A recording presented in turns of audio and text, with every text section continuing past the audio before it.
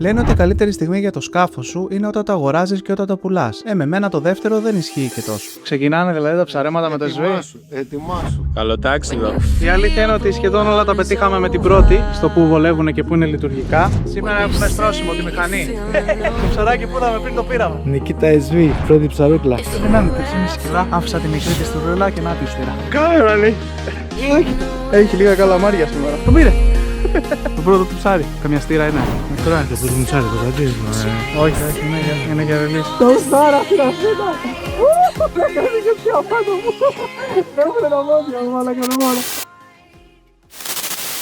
Πού είστε και τι κάνετε? Πριν ξεκινήσει το βίντεο, θέλω να πω κάποια πράγματα. Έτσι, ξεκαθαρίσω λιγάκι το λόγο που έδωσα εγώ τη βάρκα. Επειδή δεν θέλω να σκεφτεί κάποιο, ούτε να εννοηθεί κάτι το οποίο δεν ισχύει. Δεν την πούλησα ούτε επειδή δεν μου έκανε, δεν την πούλησα ούτε επειδή θα πάρω κάτι άλλο και δεν την πούλησα ούτε επειδή δεν ήταν καλή. Έτσι, δεν ισχύει τίποτα από αυτά. Ο λόγος που την πούλησα είναι γιατί χρειάστηκα να βάλω αυτά τα χρήματα κάπου αλλού. Αρκετά πράγματα για το λόγο που την πούλησα λέω σε αυτό εδώ το βίντεο. Είναι το προηγούμενο βίντεο που είχε ανέβει στο κανάλι. Αν θέλετε μετά από αυτό, πηγαίνετε να δείτε εκείνο για να καταλάβετε ακριβώς το λόγο. Ό,τι έχω πει για αυτή τη βάρκα ισχύει όλα αυτά τα χρόνια και για την πλεύση της και για το πόσο βολική είναι γενικότερα στο ψάρεμα, αλλά και το ότι για μένα ήταν το νοηρικό σκαφάκι. Ισχύουν ακόμα και σήμερα όλα αυτά και δεν έχει αλλάξει κάτι. Αυτό το σκαφάκι, παύλα βαρκάκι, θα ήθελα να το έχω για άλλα 10-15 χρόνια και να το χαίρομαι. Απλά επέλεξα να κάνω αυτή την κίνηση γιατί είναι καλύτερα για μένα. Πάμε στο βίντεο που θα δούμε έτσι τι έκανα με τη βάρκα λίγες μέρες πριν να τη δώσω και θα επιστρέψουμε εδώ για να σας πω κάποια πράγματα εξτρά για τη βάρκα.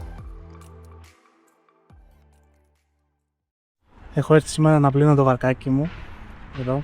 Το βγάλω και μερικές φωτογραφίες γιατί από ό,τι φαίνεται, όπως είπα στο προηγούμενο βίντεο, προς τα εκεί πάει η φάση. Θα το σκέφτομαι να το πουλήσω τώρα γιατί χρειάζομαι κάποια χρήματα. Εδώ είναι.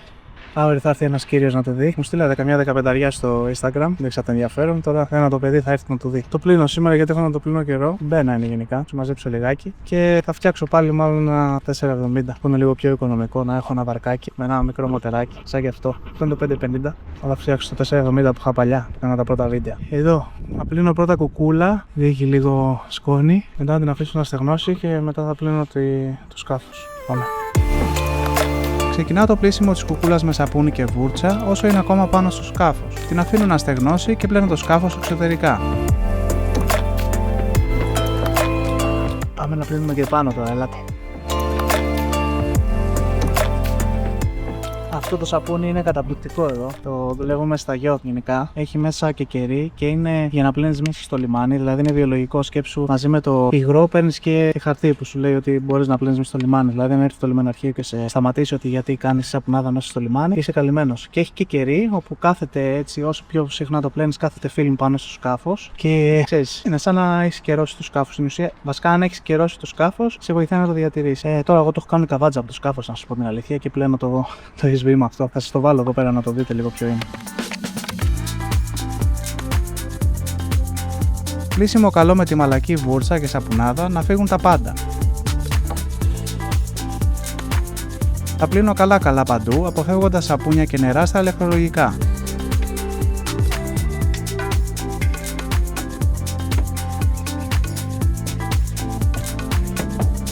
Ωραία, κουμπλέ. Τώρα ξεβγάζω, στεγνώνω με το πετσί και είμαστε έτοιμοι για αύριο για το ραντεβού.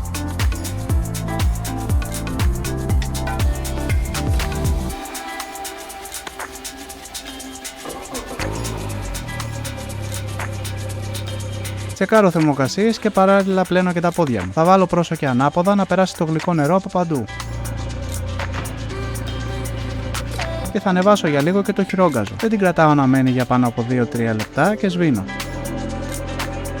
Το πιο σημαντικό για να έχεις ένα στραφτερό σκάφος μετά το πλύσιμο δεν είναι ούτε τα σαπούνια που θα βάλεις ούτε πόσο καλά θα το πλύνεις. Ειδικά μιλάμε τώρα για ένα σκάφος σαν αυτά που δουλεύω, φουσκωτά, μαύρα κτλ. Το πιο σημαντικό είναι αυτό εδώ το πράγμα.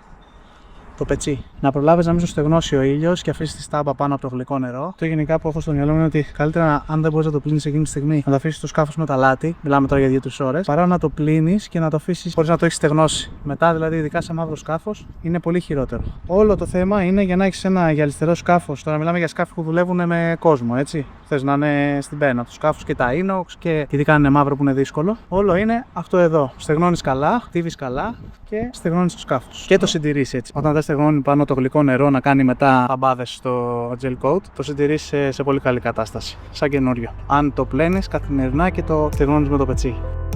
Στέγνομα λοιπόν πριν στεγνώσει από τον ήλιο για να μείνει γυαλιστερό το σκάφος. Παρακαλώ. Γεια χαρά. Γεια σου. Γεια σου. Καλά, εδώ είμαι στο σκάφος. Το όπλυνα τώρα. Όποτε θέσει σήμερα ή αύριο μπορούμε να κανονίσουμε. Κάνω και το λάστιχο με ασετόν και στουπί. Να γίνει στην πένα του σκάφους. Το όπλυνα έχει γυαλίσει. Είναι πιο καινούργιο και από καινούργιο. Τώρα το τελείωσα. Έχει γίνει το βαρκάκι στην πένα. Είναι ολοκένουργιο. Εντάξει, στεναχωριέμαι πάρα πολύ. Η αλήθεια είναι. Τώρα που το τελείωσα και το είδα. Έκανα και το λάστιχο εδώ γύρω-γύρω. Το σκάφος είναι ολοκένουργιο, ρε φίλε, και δεν το δούλεψα καθόλου. Τέλος πάντων, τι να κάνω τώρα, ότι είναι. Αύριο θα έρθει ο άνθρωπος να το δει. Χαζεύω για μια τελευταία φορά το σκαφάκι μου τώρα που το έπλυνα και το γυάλισα, το οποίο το είχα φτιάξει με πολύ μεράκι και όρεξη τότε πριν από 5 χρόνια.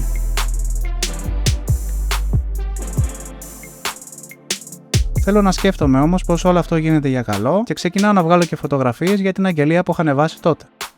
Βέβαια η αγγελία δεν χρειάστηκε και πολύ, καθώς 2 μέρες μετά το σκάφος πωλήθηκε σε φίλο του καναλιού. Έχει και κρεβάτι εδώ μπροστά. Μπαίνουν αυτά τα 2 τα εξτρά, έχει το κρεβάτι και εκεί πέρα μπαίνουν άλλα 2 και γίνεται ακόμη πιο μεγάλο για να βάζεις και τα πόδια σου. Να τα ξαπλώνουν 2 άτομα. Βάζεις εδώ και ένα μαξιλαράκι. Και εδώ μπαίνουν για τα πόδια άλλα 2 και γίνεται όλο αυτό εδώ. Όλο αυτό γίνεται κρεβάτι. Άνετα 2 άτομα εδώ. Καλαμοθήκες εδώ full και εδώ. Κονσολίτσα εδώ τούμπανη. Κάθεσαι εδώ.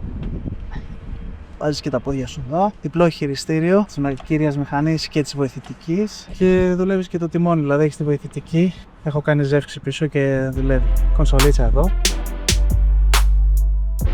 Όλα τα ίνοξ είναι πεντακάθαρα. Σαν καινούργια, εντάξει, δεν είναι, φαίνεται δηλαδή. Με το ενιδρίο εδώ πέρα, πλήρες σετ ενιδρίου. 130 Yamaha. Κάτσε να δω και πόσες ώρες έχει γιατί δεν θυμάμαι. 36,3 ώρες. Μαλάκα, θα νόμιζα δεν είναι παραπάνω. Ηχοσύστημα εδώ αρκετά καλό. Θα βρει κανένα 400. 2 μπαταρίες 100 μέσα. Τα έχω λίγο άνω κάτω τώρα εκεί μέσα. Full extra είναι. Περιμέναμε περίπου 2 μήνες για το χαρτί του Κεφοδέ, όπου πραγματικά ήταν λες και πάμε πίσω 10 χρόνια η όλη διαδικασία. Τελικά κάνουμε τα χαρτιά και στείλαμε το σκάφος ασυνόδευτο στον επόμενο ιδιοκτήτη του με τον πατέρα μου που το χαιρετήσαμε για τελευταία φορά.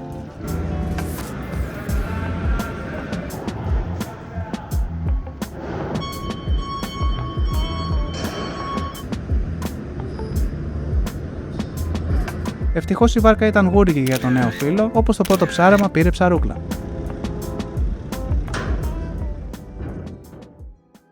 Το συγκεκριμένο σκαφάκι λοιπόν πήρε πολύ μεγάλο hype μέσα από τα βίντεο που έκανα εγώ από όταν πρωτοβγήκε μέχρι και σήμερα σε όλα τα social, αλλά συγκεκριμένα στο κανάλι μου εδώ στο AGFC Live. Πολλοί κόσμος γνώρισε το βαρκάκι μέσα από τα βίντεο αυτά και γενικότερα άρχισε να συζητιέται και στις εκθέσεις αλλά και μέσα στα social λόγω των βίντεο αυτών. Για αρκετά χρόνια ήμουν και εγώ στις εκθέσεις σκαφών στο περίπτερο Νικήτα, οπότε μίλησα με πάρα πολλούς από εσάς και face to face και πριν να τα αγοράσετε και αφού τα αγοράσατε, αλλά και μέσω μηνυμάτων σε όλα τα social για αρκετά χρόνια. Καθώς αυτό το συγκεκριμένο βαρκάκι τρέχει περίπου 6 με 7 χρόνια. Σε συνδυασμό των βίντεο αλλά και το όνομα που έχει η συγκεκριμένη εταιρεία, η οποία είναι ένα ελληνικό ναυπηγείο εδώ και 40-50 χρόνια που όλος ο κόσμος ξέρει και έχει πάρει το όνομα της καλής κατασκευής, το συγκεκριμένο βαρκάκι ακούστηκε και το πήρανε πολύ. Το οποίο το δούλεψα και εγώ και έμεινα πάρα πολύ ευχαριστημένος και από την πλεύση του, δηλαδή μέχρι τα 4 μποφόρ πραγματικά τα σβήνει τελείως, σαν να έχει ένα αντίστοιχο φουσκωτό 5 μέτρα. Όμως, εδώ θα σας μιλήσω ως επαγγελματίας χειριστής ταχυπλών. Πρέπει να σας πω κάποια πράγματα γιατί κάποιοι από όσους έχω μιλήσει και στα μηνύματα αλλά και στις εκθέσεις δεν καταλαβαίνετε επειδή δεν γνωρίζετε κάποια πράγματα πάρα πολύ βασικά. Εγώ, για όσους δεν το γνωρίζετε, τα τελευταία 10 χρόνια δουλεύω στα σκάφη. Επαγγελματίας, ήμουνα πλήρωμα σε γιώτη για αρκετά χρόνια και τα τελευταία 4 χρόνια αναλαμβάνω εγώ σκάφη 9, 10 μέχρι και 15 μέτρα. Ήμουν στη Σαντορίνη με ένα πάρντο 45 πόδια, μιλάμε για ένα σκάφος 1,5 εκατομμύριο. Απλά τώρα θα πάρουμε ως παράδειγμα τα σκάφη που και έχω δουλέψει αλλά και έχω βρεθεί φίλους 9 με 10 μέτρα φουσκωτά. Να σας πω κάποια πράγματα. Και μιλάω εκ πείρας γιατί να φανταστείτε ότι εγώ στη σεζόν που κάνω σε αυτά τα σκάφη, όπως είχα κάνει στη Λευκάδα, την σειρά που έχετε δει, φανταστείτε ότι ανά μέσο όρο κάνω κάθε μέρα 40 με 50 μίλια. Αυτό σημαίνει σε μία 5μηνη σεζόν ότι κάνω περίπου 6 με 7.000 μίλια στο ίδιο σκάφο. Και θα μιλήσω συγκεκριμένα για αυτό το 10μέτρο σκοτό που ήμουνα μία ολόκληρη σεζόν. Παιδιά, έχει τεράστια διαφορά τη στιγμή που η εταιρεία θα μου πει: έχει ένα ναύλο σήμερα με 4-5 άτομα που εγώ το είχα δει ιδανικό για αυτό το σκάφο, max 6, και για τους χώρους, αλλά μιλάω και για την πλεύση και για το πώς συμπεριφέρεται ο κινητήρας και για κατανάλωση και γενικότερα το πώς δουλεύει. Την ημέρα που θα μου έλεγε ότι αντί για 4, 5, 6 άτομα έχει ας πούμε 6 6 ή 7, δηλαδή ένα άτομο εξτρά. Παιδιά, εγώ τη διαφορά αυτή την έβλεπα πάρα πολύ. Και μιλάμε για ένα σκάφος 10 μέτρο που είναι το διπλάσιο από το πολυεστερικό 4,99 που μιλάμε τώρα, το SV. Πολλοί από εσάς θα είχατε ένα σκάφος, ας πούμε, 5-6 μέτρο και ανανεώσατε κάποια στιγμή και πήρατε ένα σκάφος 6-7 μέτρο. Και είδατε τη διαφορά του πώς πατάει αυτό το σκάφος μέσα στη θάλασσα. Έτσι. Οπότε σκεφτείτε τη διαφορά που έχει από 5 μέτρα στα 10. Μιλάμε για τεράστια διαφορά και το πώς πατάει στον καιρό και γενικότερα πώς πλέει το σκάφος και το πώς το νιώθεις εσύ στο χειρισμό. Εγώ λοιπόν σε αυτό το σκάφος, το οποίο ήταν διπλάσιο, όταν είχα ένα άτομο παραπάνω, το αισθανόμουν πάρα πολύ και στο πώς συμπεριφέρεται το σκάφος και στον ίδιο καιρό, ας πούμε, αντίστοιχα τις προηγούμενες μέρες που είχα ένα άτομο λιγότερο, το καταλάβαινα και στις στροφές, το πώς άκουγα τον κινητήρα, το πώς πάταγε στο κύμα, σίγουρα στην κατανάλωση και γενικότερα στη συμπεριφορά του σκάφου. Μιλάμε για ένα άτομο διαφορά, έτσι. Όταν ένα σκάφος το μαθαίνεις πολύ και είσαι όλη μέρα πάνω σε αυτό, μπορείς να καταλάβεις τη διαφορά ακόμα και στο ένα άτομο. Τι γίνεται τώρα? Πολλοί κόσμος που, επειδή ας πούμε το συγκεκριμένο σκάφος έχει φτιάξει μια πολύ καλή εταιρεία και το είδαμε και στα βίντεο και μας άρεσε, είναι άνετο, έχει ωραίους χώρους, είναι προσεγμένο, έχει καλή κατασκευή κτλ. Πολλοί κόσμος λέει θέλω αυτό το σκάφος. Γιατί αντίστοιχα, αν πάρεις ένα φουσκωτό αυτά τα μέτρα 4,99, θέλει 45 χιλιάρικα σήμερα στις μέρες μας. Ενώ αυτό σου βγαίνει περίπου στα μισά λεφτά. Πολλά άτομα από αυτόν τον κόσμο λοιπόν, ακόμα και που το πήρε το σκάφος ή και που ενδιαφερόταν και που ενδιαφέρεται να το πάρει, δεν γνωρίζει κάποια βασικά πράγματα. Παιδιά, μιλάμε για ένα σκάφος 4,99 στη θάλασσα. Αυτά τα μέτρα, όσο καλά και να στο φτιάξει ο κατασκευαστής, όσο ωραίο και αν είναι και άνετο, όσο και να λες να με βολέψει το ψάρεμά μου, δεν πάβει το σκαφάκι αυτό, παύλα βαρκάκι, να είναι 5 μέτρα στη θάλασσα. Σκεφτείτε τη διαφορά του όγκου, σας είπα πριν. Όταν λοιπόν εμείς έχουμε πάρει όλο αυτό το hype μέσα από τα βίντεο και λέμε αχ, ωραίο σκαφάκι, θα το πάρω και θα του βάλω και αυτό και θα βάλω και αυτά που είχε βάλει ο Άλεξ που είδα στο βίντεο, που το έχει προσέξει, γιατί πραγματικά το έφτιαξαν πάρα πολύ μεράκι και εγώ και η εταιρεία. Και έβαλα όλα αυτά που με βολεύουν κτλ. Και λέμε, θα βάλω μια ηλεκτρική άγκυρα μπροστά. Που ηλεκτρική άγκυρα σημαίνει ότι θέλει και ένα βαλιτσάκι, μια μπαταρία που είναι εγώ δεν ξέρω πόσα κιλά. Θα βάλω δύο μπαταρίες όπως έχει βάλει ο Άλεξ 100 γιατί είναι 130 μηχανή. Θα βάλω 130 μηχανή ή 140. Θα βάλω βοηθητική για να πάρω τα μίλια, εξτρά μίλια που σου δίνει το λιμενικό όταν έχει ένα συγκεκριμένο εξοπλισμό εξτρά. Σωστικά εννοώ. Βάλε σωσίβια, βάλε όλα αυτά τα σωστικά που πρέπει να έχουμε στο σκάφος που πραγματικά είναι πάρα πολλά. Για να είμαστε εμείς ασφαλείς και για τον έλεγχο που θα μας κάνουν. Βάλε ψαρικά, βάλε καλαμοθήκες, βάλε δοχείο ζωντανού. Να το γεμίσω με το νερό να το έχω έτοιμο μόλις βγάλω τα καλαμάρια. Βάλε ντουζιέρα που έχω πίσω με 30-40 λίτρα νερό γεμάτο. Βάλε εκατοστάρι τάγκ που έχουμε στο κέντρο του σκάφους, το οποίο το έχω γεμίσει για να μην ξεμείνει. Βάλε τη βενζίνη της βοηθητικής. Παιδιά, μιλάμε για εξοπλισμό πραγματικά που είναι για σκάφη 9 και 10 μέτρα, όχι για 5 μέτρα βαρκάκι. Βάλε τιτόπ. Πολλοί κόσμος έβαλε και τιτόπ. Που τη διαφορά όταν βάζεις τιτόπ ή όταν δεν έχεις τιτόπ την αισθάνεσαι στο 10 μέτρο, δεν καταλαβαίνετε πόσο πολύ. Οπότε, για να καταλήξω, όσο καλό και αν είναι αυτό το βαρκάκι που είναι, όσο ωραία πλεύση και αν έχει, όσο καλή κατασκευή και αν είναι, όταν εμείς ξεκινάμε και το φορτώνουμε, παιδιά, δεν μπορεί να πάει. Είναι απολύτως φυσιολογικό. Και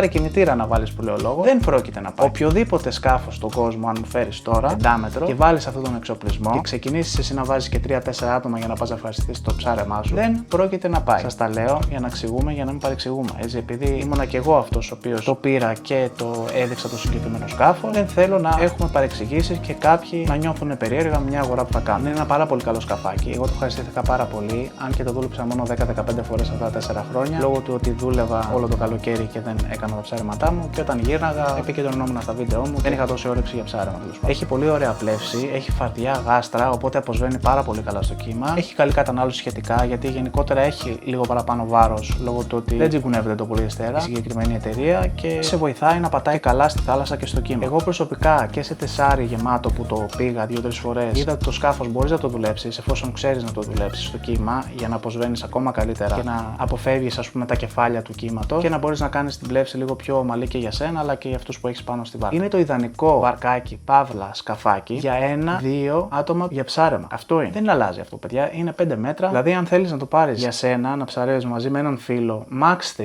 άτομα, είναι τέλειο. Αλλά μην βάζετε όλο αυτόν τον εξοπλισμό. Τιτόπ, μηχανές, ηλεκτρικές, βοηθητικές, εξοπλισμού. Αυτά που σας λέω ισχύουν γενικότερα για τα σκάφη, είτε είναι πολυεστερικά είτε φουσκωτά και γενικά για τη θάλασσα. Έτσι, δεν είναι μόνο για το συγκεκριμένο σκάφος, μιλάω γενικότερα. Και όπως είπα, μιλάω ως επαγγελματίας χειριστής ταχυπλών. Άλλο ένα tip, ας πούμε το συγκεκριμένο σκάφος, η εταιρεία σου λέει ότι έχει max 8 άτομα. Είναι το πώς το έχει ζυγίσει με άτομα και βάρος για να βάλει τη σφραγίδα της, ας πούμε, και να σου πει ότι μέχρι τόσα άτομα σου δίνω άδεια εγώ. Τι σημαίνει όμως αυτό? Σημαίνει ότι μέχρι τόσα άτομα καθιστά αυτό το σκάφος αξιόπλο. Ότι δηλαδή μέχρι αυτό το βάρος το σκάφος αυτό μπορεί να πλανάρει και να προχωρήσει με ασφάλεια, χωρίς να βουλιάξει. Δεν σημαίνει ότι επειδή μια εταιρεία μας δίνει τα χαρτιά όταν αγοράζουμε ένα σκάφος και λέει max 8 άτομα, ότι εμείς ένα 5 μέτρο σκαφάκι θα πάμε και θα το φορτώσουμε με 8 άτομα κάθε μέρα για να πηγαίνουμε. Τα 8 άτομα εγώ που είχα στο 10 μέτρο του φουσκωτό τα ένιωθα πάρα πολλά πριν. Και έλεγα συνέχεια συνεχώς ότι το συγκεκριμένο σκάφο δεν είναι για 8 άτομα. Γιατί σίγουρα στα επαγγελματικά θες να παρέχεις και μια υπηρεσία, οπότε θες να είναι και ο κόσμος άνετο. Πόσο μάλλον όταν μιλάμε για ένα 5μέτρο βαρκάκι, επειδή τα έχω δει επαγγελματίες που έχουν πάρει το συγκεκριμένο ή και άλλα σκαφάκια 5 μέτρα να φορτώνουν τα σκάφη με 7-8 άτομα, επειδή η εταιρεία δίνει max